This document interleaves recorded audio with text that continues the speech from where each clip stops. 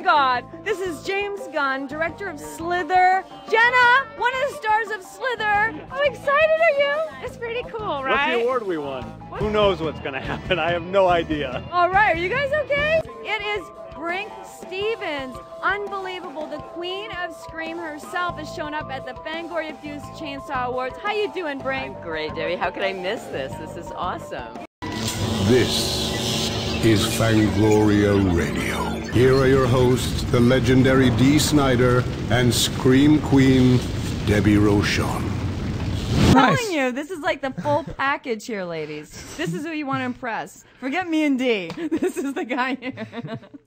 You know, it's funny because, again, I just think everyone had something to offer. They really did. Julia has personality plus, and that is huge in this business. You want to be working around people that you actually like. That's important.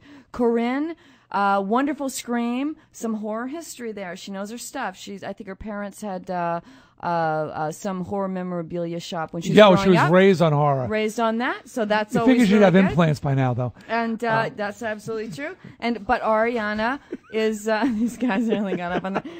But Ariana, on the other hand, is gorgeous, great voice. So I know it's not about singing. We get into this every time, but great scream as well.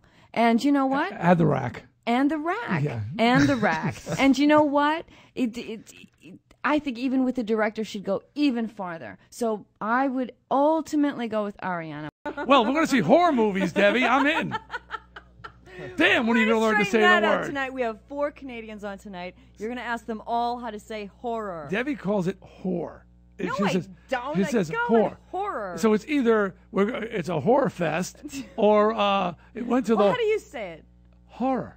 Horror. Horror. That's what I say. Boy, I really am a queen. Sometimes I don't call myself a scream queen, but today I would be quite the hypocrite if I said that. Well, you qualify. Yeah, right. Thank you. Excellent. Thank you.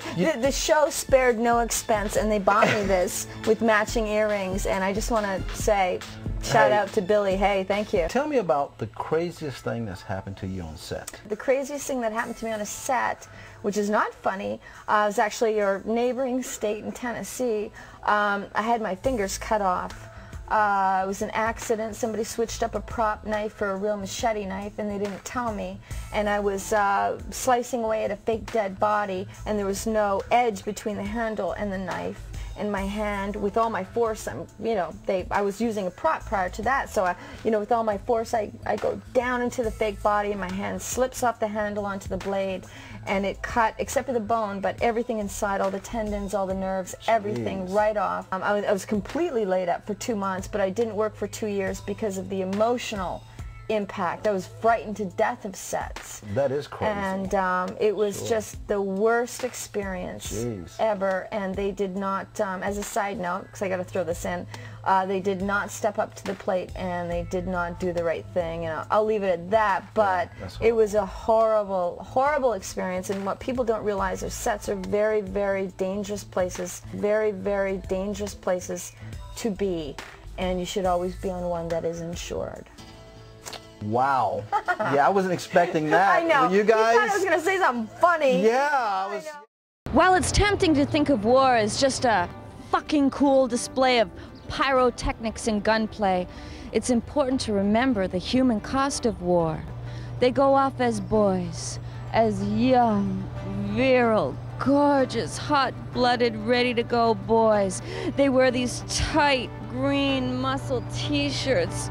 Oh, but then they come back shell-shocked, half men, no legs, no arms, and sometimes no balls.